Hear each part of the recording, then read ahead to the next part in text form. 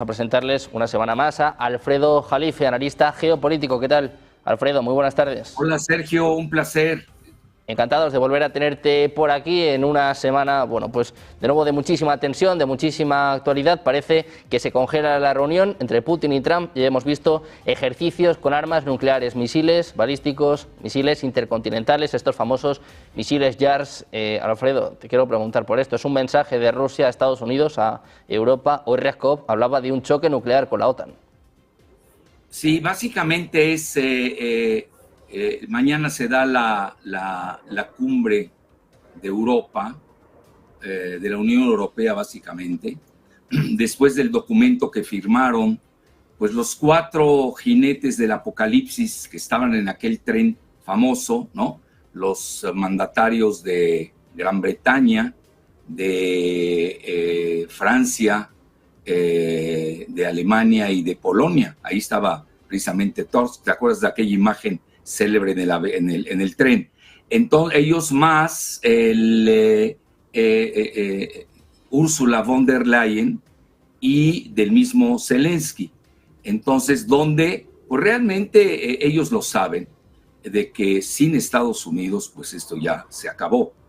Y empiezan precisamente diciendo que ellos aprueban la propuesta, que no fue, bueno, fue ahí, ya sabes, como al estilo Trump, fue una palabra que lanzó allá al aire, de que pudiera ser la línea hoy del frente de batalla, pudiera ser la línea de cese al fuego. Bueno, por lo menos ya dejaron atrás que iban a derrotar a Rusia, toda esa fantasía retórica, pero al mismo tiempo el presidente Trump dio 2 días de plazo para hablar precisamente de lo que tú correctamente dices que se congeló.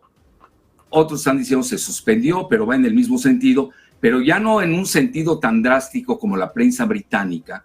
Hoy, por ejemplo, ves al Financial Times, dice se canceló.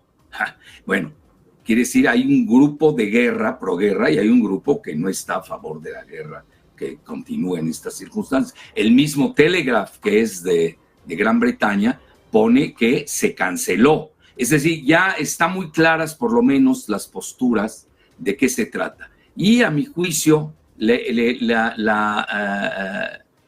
los ejercicios militares con la triada nuclear, que, bueno, así se llama, pues son porque son de submarinos, son en aire y son intercontinentales. Sobre todo el que tú acabas de comentar, el JARS, YARS, pues es el más letal de todos los misiles intercontinentales que se conocen.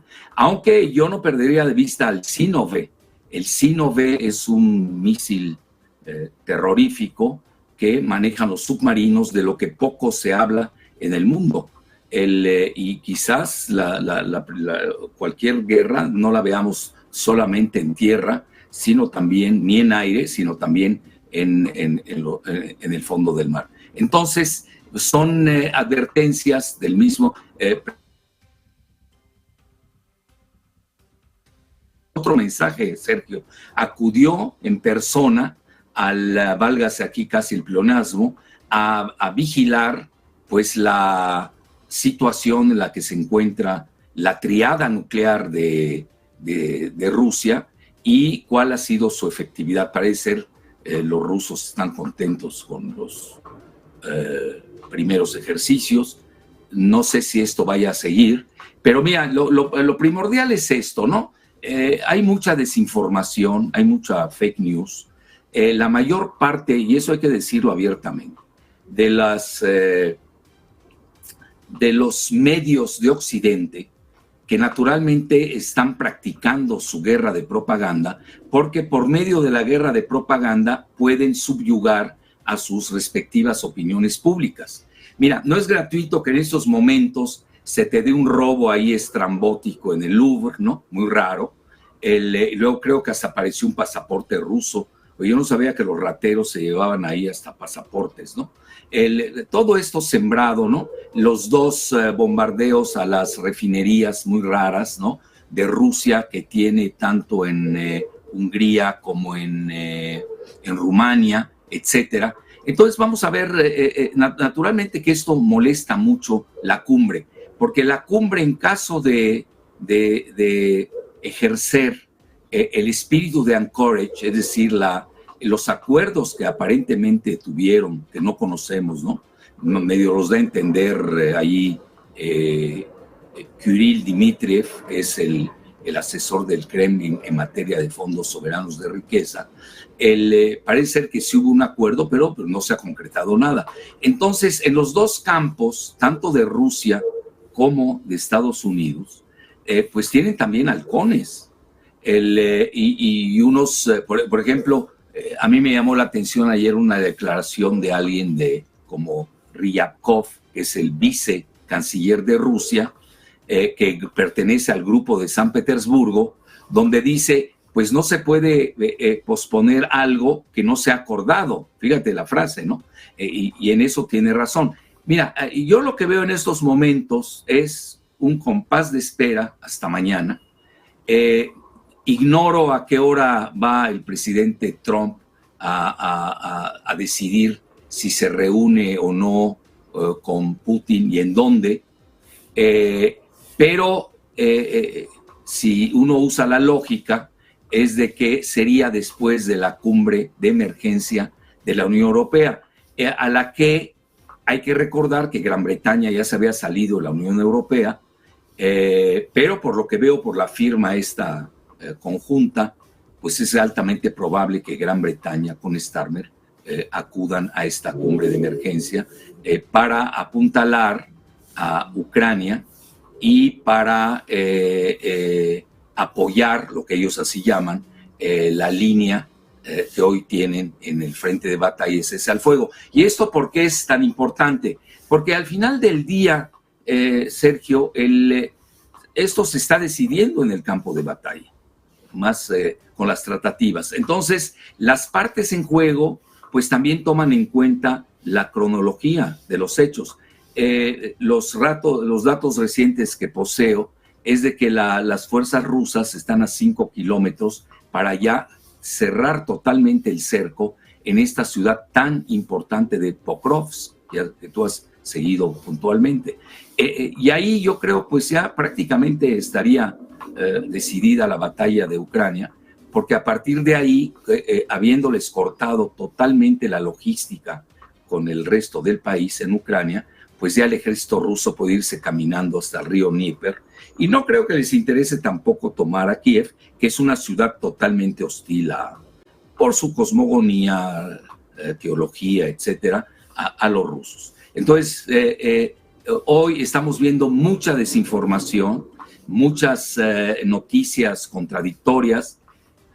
Otro ejemplo es el de Marco Rubio. Parece ser que sí está viajando a Budapest para reunirse con su homólogo húngaro. Viene una marcha de la paz en Budapest, ¿no? Y ellos abiertamente lo están entendiendo, que las fuerzas antagónicas a un acuerdo entre Trump y Putin, pues sí se han movilizado. Y mira, y no es gratuito, ya si empezamos a ver el frente interno en Estados Unidos, la masiva manifestación de 7 millones en las grandes ciudades de Estados Unidos, que siempre han sido feudo del Partido Demócrata. Tampoco hay que asombrarse al respecto. Ignoro si realmente fueron 7 millones o no, pero lo que sí se sabe, ya salió la lista de quienes están financiando la marcha, pues entre ellos pues no podía faltar George Soros. Y tú bien sabes que George Soros, que no se llama así, se llama Georgi Schwarz, es oriundo de Hungría. Y tenemos ahí un pleito local de húngaros entre Soros y Víctor Orbán, que además tienen cosmogonías totalmente opuestas. Pero además esta situación que acabas de nombrar del Federal Reserve, yo la abonaría a varios datos que se están dando en la esfera de las finanzas internacionales, y sobre todo que tenemos la elección el domingo, que se le está complicando a Trump con esta ayuda masiva de $40,000 millones, que por lo visto a un día, ya le renunció su canciller a Milei, pues no están dando resultado, al menos en los sondeos de opinión, y la derrota de Milei está redundando en la precipitada caída del peso argentino, lo cual también, dígase lo que se diga, pues sí va a afectar en el manejo de las finanzas de Estados Unidos por Bessent, que pues apostó mucho en este rescate de última hora. Entonces, también está la situación de Gaza, yo lo pondría como efecto periférico, en donde el mismo Netanyahu se aprovecha de la coyuntura, ¿no?, para quitarse un poco de presión que había tenido de parte de la administración Trump. Y fíjate quiénes han ido de nueva cuenta a viajar a Israel, pues nada menos que el vicepresidente J.D. Vance. Entonces, lo principal es eso, ¿no? Y ya a partir de ahí, de la cumbre, que si se va a celebrar o no, de ahí nosotros vamos a ver la semiperiferia y la periferia de todo lo que se está jugando en los 4 puntos del mundo. Mira, en resumen, yo te diría que vamos a tener, pues, ¿qué te diría? Estamos el día 22, 7 días que pueden definir al mundo. Porque así como Trump dijo, necesito 2 días, puede ser que pida otro plazo mayor. Ya ves que también está en juego su reunión con Xi Jinping en la cumbre de la PEC, en donde también hay vaivenes que si se reúne o no. Es decir, estamos en una semana que yo le llamaría de punto de inflexión, entre cuando nos iríamos, o es lo que esperamos, ¿no?, la paz mundial, bueno, los que somos pacifistas, ¿no?, y los que pues están apostando una tercera guerra mundial. Ahora, tampoco hay que hacerse ilusiones. La OTAN sin Estados Unidos está chimuela, no tiene dientes. Necesitan tiempo de aquí a que se armen, etcétera, y no creo que en ese lapso ni Estados Unidos ni Rusia se queden con los brazos cruzados, porque esta situación es muy dinámica, vertiginosa. El mismo Trump ayer lo dijo, dice, se han dado situaciones muy, muy vertiginosas, y comentó que no podía decirle más a los reporteros, y eso que él es muy dado a hablar en público, mientras que vemos que Putin no ha dicho ninguna palabra. Quienes están hablando han sido Peskov, su portavoz en el Kremlin, Kirill Dmitriev, que a mi juicio es el verdadero enlace en la negociación con Estados Unidos vía el asesor Steve Witkoff, y lo que dice también Ryabkov, que yo no lo perdería de vista, el vicecanciller ruso, y también pues el mismo canciller ruso, que es Lavrov. Entonces vamos a tener declaraciones muy contradictorias, ¿no? Y lo mejor pues ahora es estar atentos a esta situación que va a definir al planeta entero, Sergio.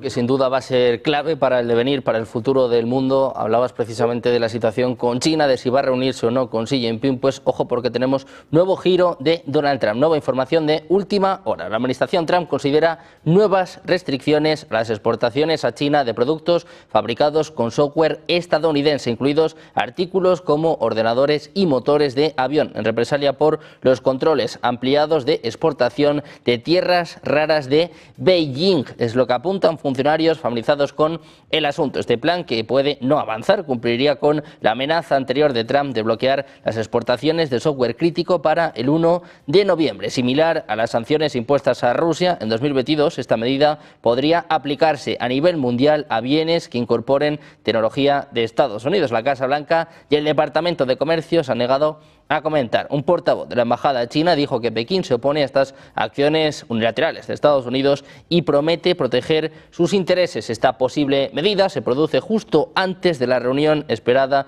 de Trump con Xi Jinping en Corea del Sur. Se espera para finales de este mes de octubre y sigue a la decisión de China de fortalecer el control sobre exportaciones de tierras raras, un mercado crucial para la fabricación de tecnología global. Unas informaciones que, por cierto, están impactando también en los mercados. Ojo a la caída, por ejemplo, para el S&P 500, cediendo cerca del 0,8%, cotiza los 6.695 puntos. Vamos a ver también el Nasdaq, el sector tecnológico está siendo uno de los más golpeados, perdiendo más de un punto porcentual. Ahora mismo cotiza en 24.748 puntos, mientras que el Dow Jones también viene con caídas a tenor de esta información, cerca del 0,7%, cotizando en los 46.719 dólares. Una lucha por la hegemonía que también se traslada a los mercados y en este caso a la inteligencia. Alfredo, estábamos hablando de esta reunión de la APEC, de estas semanas que son claves. Hablamos de la reunión entre Trump y Putin, Trump y Xi también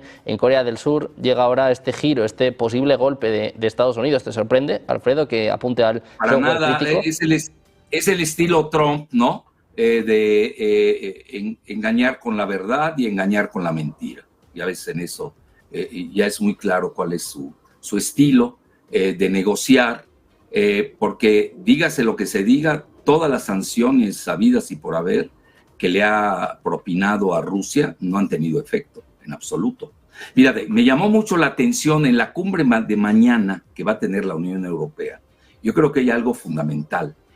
La parte ucraniana, sobre todo Zelensky, si es que leemos a Kiev Independent, que de Independent no tiene nada, están asusando para que ya ves que están secuestrados los 320,000 millones de dólares. Unos dan una cifra más, una menos. Sí, porque depende mucho de la cotización del euro-dólar. De que ya se usen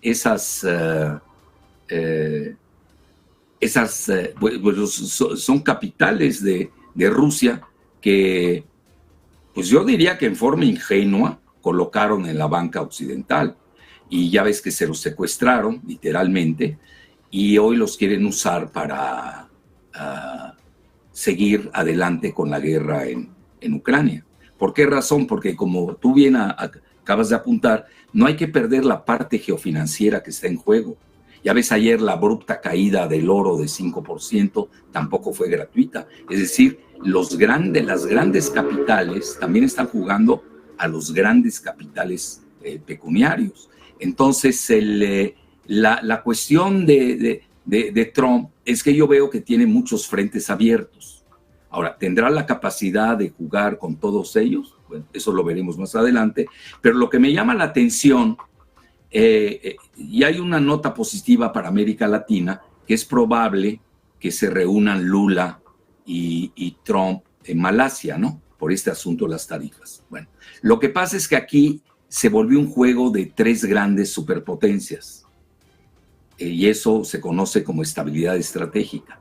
Y yo lo que veo, si es que vamos a la cuestión del body language, de la manera de estas volteretas, etcétera, etcétera, que Trump es el que está nervioso, porque Putin no habla.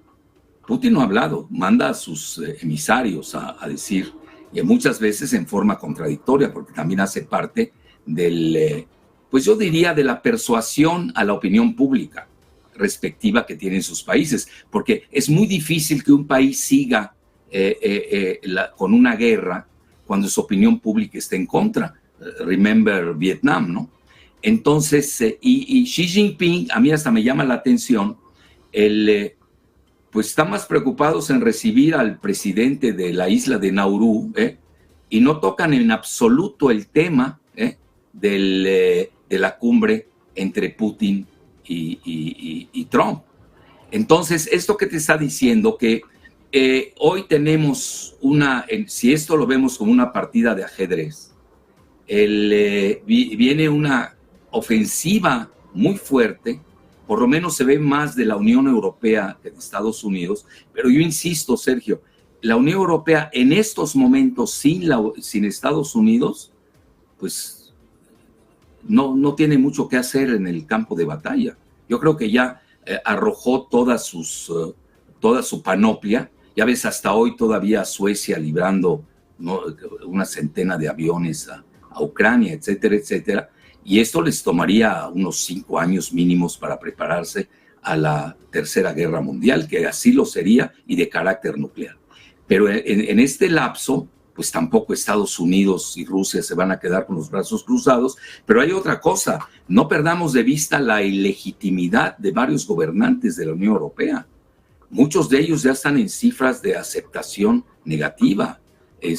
Son impopulares. El Starmer en Gran Bretaña, Macron, bueno, ya ni se diga en Francia, el mismo Merz en Alemania, y von der Leyen, pues que no fue electa por la ciudadanía, sino que fue allí una maniobra del poderío geoeconómico de Alemania en conjunción con Gran Bretaña, que ese es lo que define a Ursula von der Leyen. Entonces, aquí la clave es Trump, es decir, lo que decida Trump, porque los demás ya saben a qué van. China y Rusia ya están preparados a todos los escenarios. ¿Quieren guerra? Ahí está, ahí tenemos esto. ¿Quieren paz? Estamos listos y tenemos proyectos.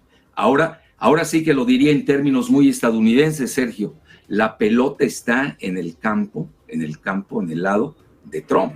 Yo, para mí, sí, es así como yo veo este ajedrez geopolítico, en el que Estados Unidos está deslindándose relativamente de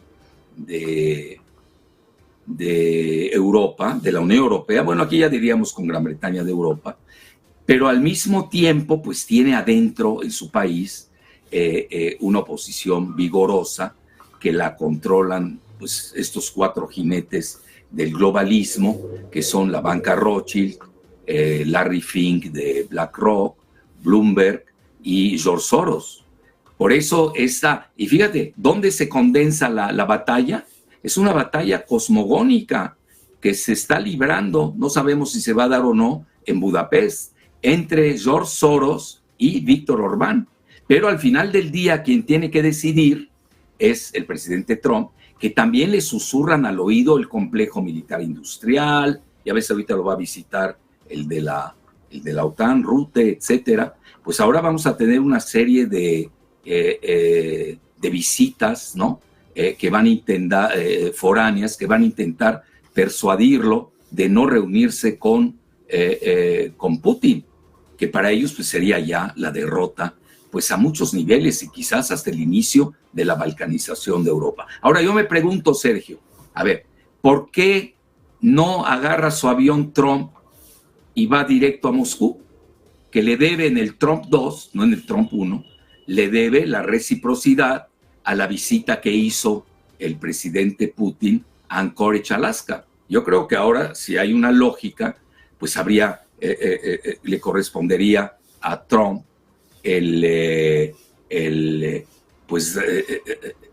la reciprocidad de la visita, y que sería muy bien Moscú o otro lugar de Rusia, ¿no? Cerca incluso de la cumbre de la PEC ahí que se está dando, que pudiera ser Vladivostok, por ejemplo, ¿no?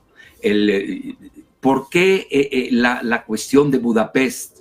Eso es lo importante, porque hay mucho símbolo en Budapest. Budapest es la parte que frena al Imperio Otomano de la invasión a Europa. Es decir, hay muchas cosas. Está también la agenda anti-woke que los tres comparten, que son Trump, Putin y Orbán. Entonces hay muchas cosas que están en juego y por eso se están, a mi juicio, están tratando de que se libre de que se escenifique la cumbre allá en Budapest. Ahora bien, si nosotros vemos bien, que ustedes esto lo han manejado muy bien, a ver, ¿por qué tiene que pasar por Polonia el avión de Putin, que sería un suicidio, cuando ya abiertamente Polonia ha dicho,